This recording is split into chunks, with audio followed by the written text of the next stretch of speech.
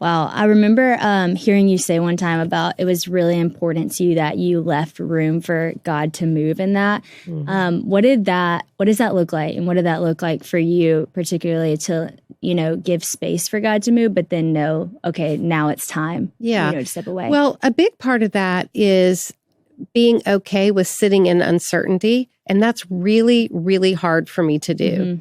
It's like for an entire year, I felt like I would get speaking engagement requests and I'm like, I don't know where I'm going to be a year from now or 2 years from now.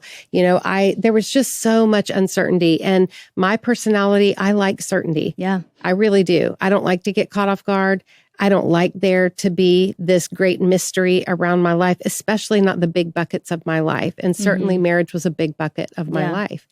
And so, but part of that was living in that uncomfortable tension of being uncertain, but trusting God when I absolutely could not see the future. And the little bit I could see, I didn't want to walk toward. Wow. And it's hard to walk toward a future you don't want.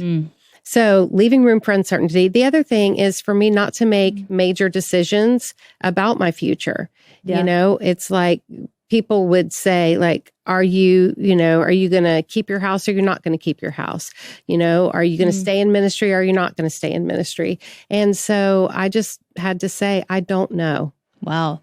And that was also really challenging. But leaving room for God to move really means removing my hands off of that situation, letting God be God, and starting to really work on my side of the street. So it's not like I didn't do anything that year, but instead of working on someone else, I chose to work on myself. Good. And I would go to my therapist and just say, okay, there are some issues that I need to deal with. I was a classic enabler, and I still have those tendencies.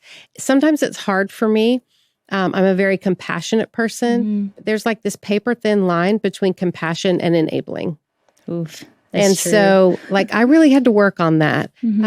I had to work on codependency. And what's ironic is I'm a very independent woman, but here's how codependency played out for me. I need you to be okay so I can be okay. So what can we do to make sure you're okay so I can feel okay? Because I want to feel okay. Okay. That's so real. Like, are we all on the same page? Okay. Okay. I get that. And I remember telling my counselor, I was like, I don't like that I'm dealing with codependency. And he said something so sweet to me. He said, Lisa, if you have a belly button, you struggle with codependency. Okay. So it kind of normalized it a little bit for me. But there were things that I had to work on.